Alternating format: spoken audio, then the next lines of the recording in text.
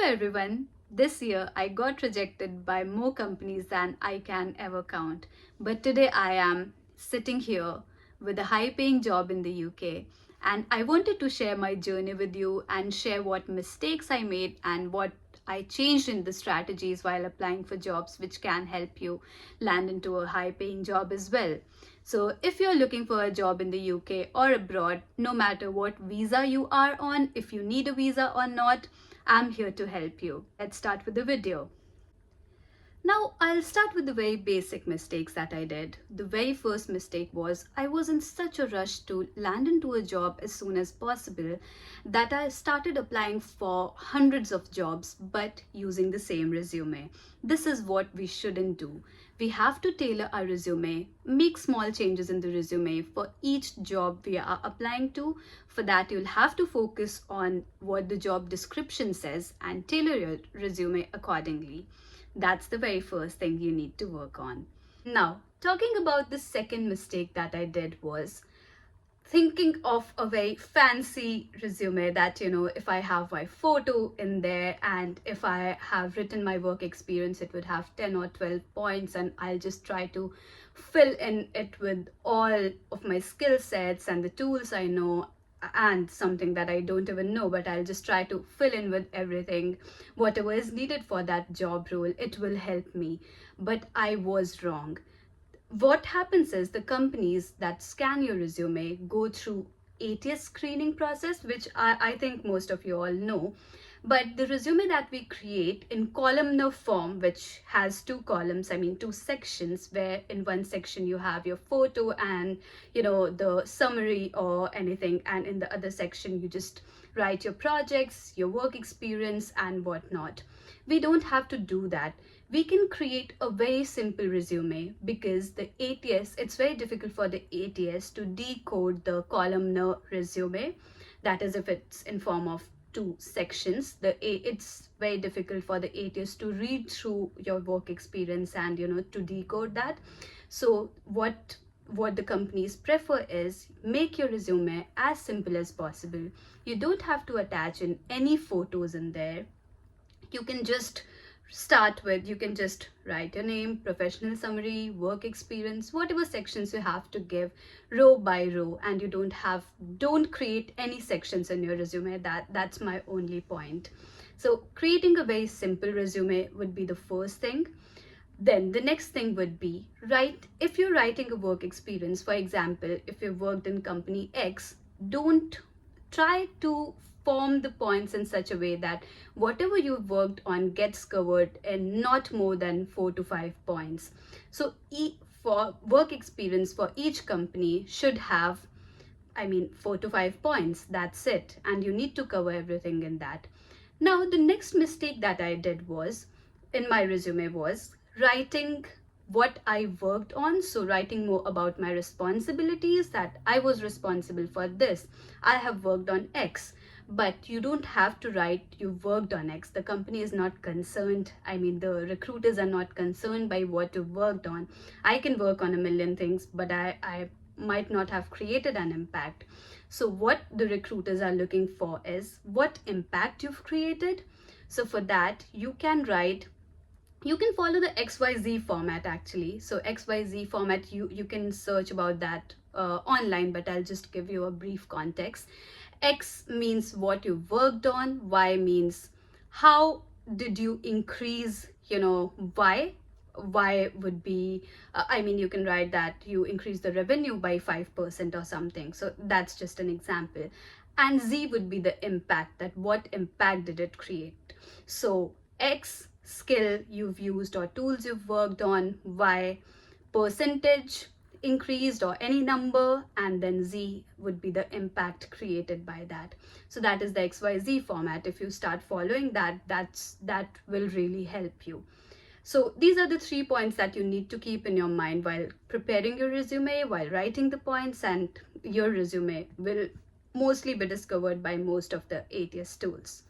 Okay, the third point, which we really underestimate, is the power of LinkedIn. Yes, you heard me right. The power of LinkedIn, LinkedIn is a very powerful tool. Let me tell you how I used it for my benefits. Start posting even the smallest things that you learn. I understand that, because I used to be very hesitant while posting something. I used to think that, okay, it's a very small achievement. I mean, I learned a very small thing. Why do I need to post it?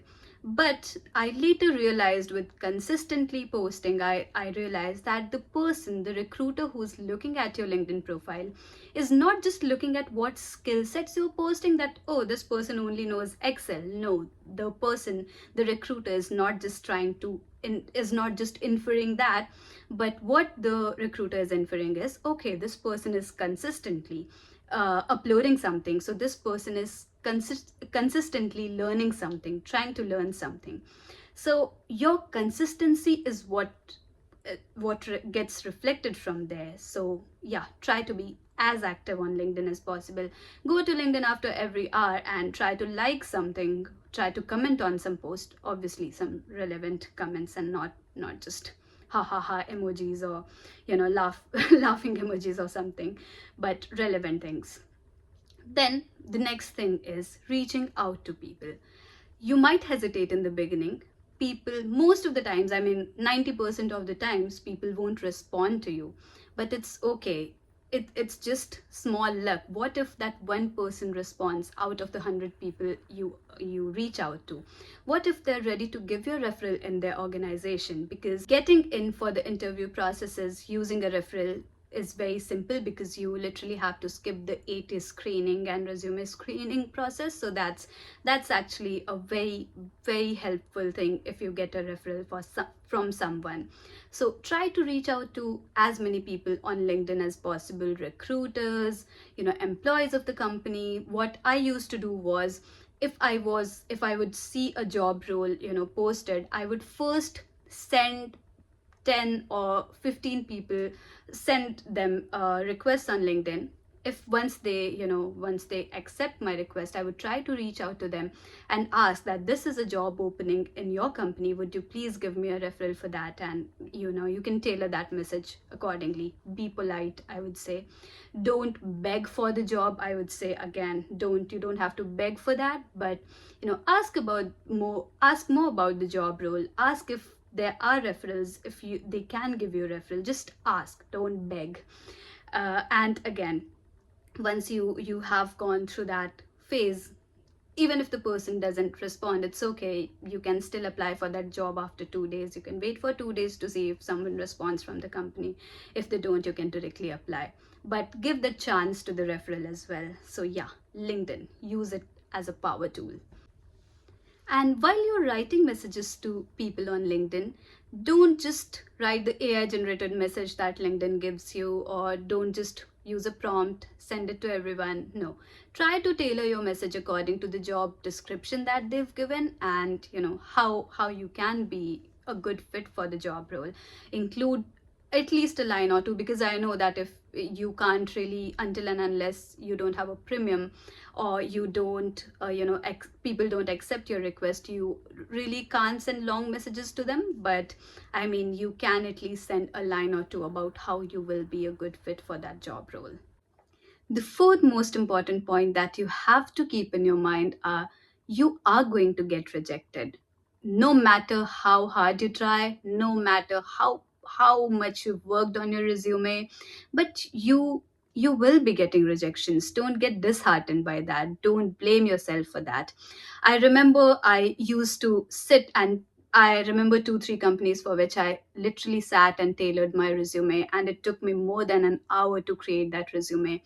And then I would also create a cover letter for them, because I was so interested in those jobs, and I would still get rejected. Now, I couldn't have done more. That was the best I could have done, and I did that. So then it wasn't in my hands. I mean, the rejection, I wasn't at fault. So you also have to accept that you are not always to be blamed if you get rejected. Try to learn from your mistakes. If you have got rejected from an interview, let's say your resume got selected, which happened with me as well, for some of the big companies, and I was so interested in getting that job. I also got selected in the resume screening round. I cleared 2 rounds after that as well. And in the third round, I got rejected. But that was an interview. That was on me. If I get rejected in there, that was on me. And I realized that, yeah, I have lack of experience. So I asked for the feedback from, from the HR, that can you please help me understand where did I go wrong so that I can improve myself. Ask for feedbacks from people if you can. I mean, 80% of the times they give you the feedback. If they see that you want to improve yourself, they really reach out to you and give you the feedback. Work on those feedbacks and try to come better next time. So yeah, don't get disheartened by rejections. Fifth point, the most important one: consistency is the key. Consistency can beat talent. Consistency can beat anything in the world. I created an Excel sheet where I would, keep a record of how many jobs I was applying. I at least used to apply for 10 jobs every day. If for some reason I wasn't able to apply for 10 jobs, I had a target set for the week that I need to apply for 70 jobs in a week. If I weren't able to apply for 10 jobs a day, but if I would see that, okay, today is Sunday and I'm 5 jobs less, I would sit and apply for 5 more jobs this week. So be consistent with that. I used to keep a track of all the jobs I was applying to. And I remember I had some red and green blocks. I would color the blocks that, okay, these are the companies. It would be blank initially. I would just list the companies that I've applied to. Then I would try changing the color that, okay, I got rejected from here. Red, it's okay. Okay, first round is cleared. Green. Now, as many as, I would start giving as many greens as it goes, as many rounds as I cleared, I used to give them greens. And yeah, if I get rejected, then that helps you understand that, okay, you're not just getting rejections, but also acceptance. Okay, so that's it. Here I talked about my journey, although my journey this year had been full of ups and downs, and I will be talking about them in more detail in upcoming videos. If you want to learn more about that, if you liked my video, please like and subscribe to my channel. Also, give your comments on, whatever points you felt you relate to, and what you feel that, I could have shared more details on that, because it's my very first video and I'm also trying to learn like you guys.